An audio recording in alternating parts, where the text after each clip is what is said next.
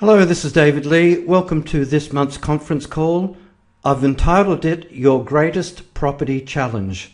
And really, that is the nature of what I'm going to talk about today, because we can study all the techniques and the strategies, how to market property, how to attract people, how to buy a property on a £1 deposit, for example, how to on-sell, how to derive cash flow using the techniques that come with the We Buy Houses Learning School.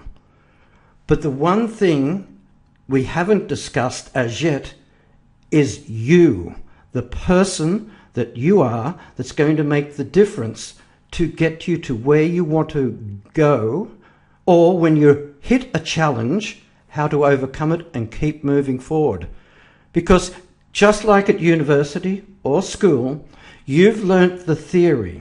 Now, we're not training you to be an employee. We're training you to think like an entrepreneur, to be independent, but have a network of people around you to run your ideas off. You can't do everything yourself. So, just like you see in front of you, we have a businessman who's gone and spoken to a monk, a Buddhist monk in this case, because he's got the same challenges dealing with his employee. He can't rationalize the thinking of what he needs to understand motivations of other people and to feel at ease and at peace with himself.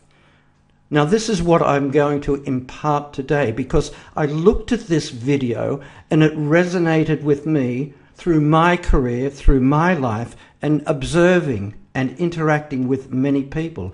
I wanted to share this with you because this is the crux of everything.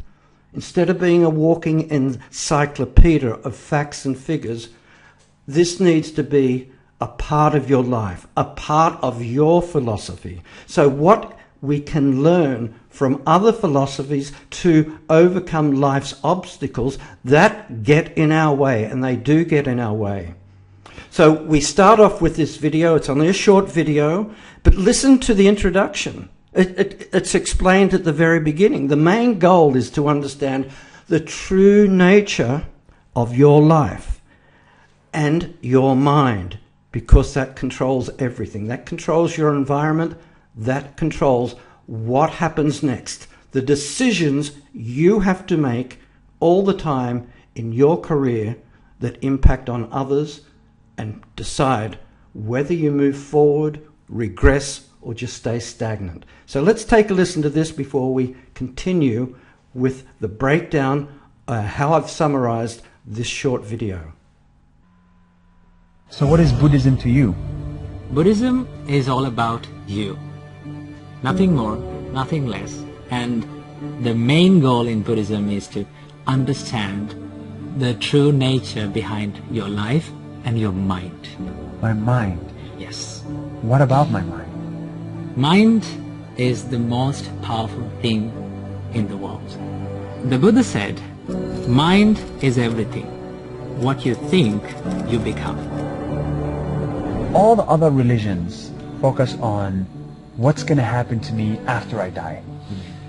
But Buddhism doesn't try to answer that. Yeah. Give me an example of why. In Buddhism, there's a saying that if you got shot by an arrow, the Buddha says, do not ask where it came from, who shot it. You should ask, how can I get out this arrow? That's the only question. Yes, because that is what you really need to focus on. Because in Buddhism, you live in this moment. You don't own your past. You don't own your future. You cannot control. You cannot do anything about it. You have only this moment. So what is the arrow in life? It is about the suffering.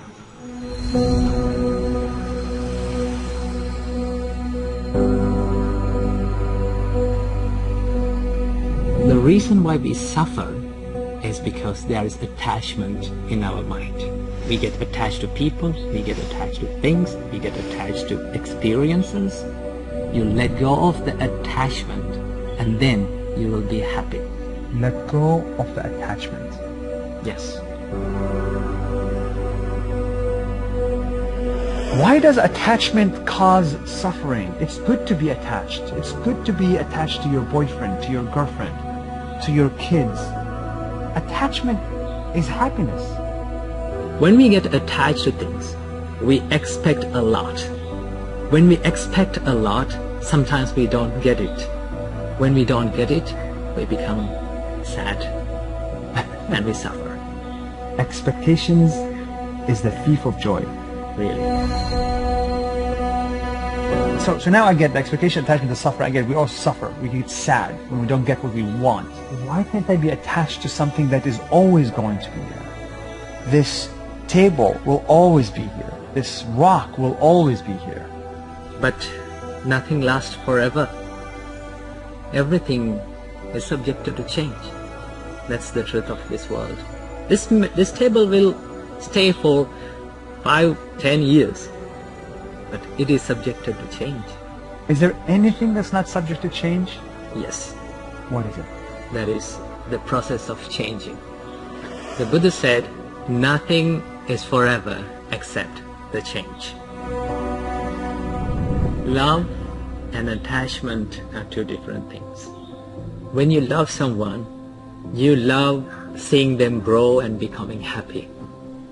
But when you get attached to someone, you expect them to make you happy and ask, why are you not making me happy? That's the difference. Yes. Then you love your parents, but you're not attached to your parents. Yeah. So are you attached to your parents? I love my parents, but I try my best not to be attached to them. And what does it mean not to be attached to your parents? Not to expect certain things from them and not to expect them to make me happy, but to give my love, my care, and my affection to them. I finally understood it in my company. We hire a lot of people, and people come and go. And when somebody comes in for 2 years, 3 years, you love working with them. You love them, but then they quit. Then they're fired. And then it's hard every time. It took me many, many years to learn how to be happy to see them go. Every person that I work with, I'm not going to work with forever. And I didn't realize that until recently. So I finally get it. You have to be like a tree. Think of your company like a tree, a big one. The birds come and they eat the fruits and they be happy and they go. But tree stays the same as the big tree, tall and profound and free. Be like a tree. Be like a tree. Be like a tree, my friend. Bruce Lee says be like water. In Buddhism, Be like a tree. be like a tree. Dalai Lama once said that do not try to use Buddhism to be a better Buddhist. Try to use Buddhism to be a better version of what you already are. What an incredible experience. Learned so much, inspired so much. Now to the next challenge.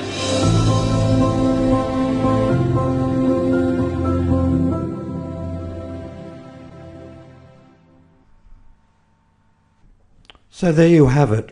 It's speaking to our inner demons. So for the rest of the call, let's go into what was said and how we can address these in our daily lives. Let's get started now.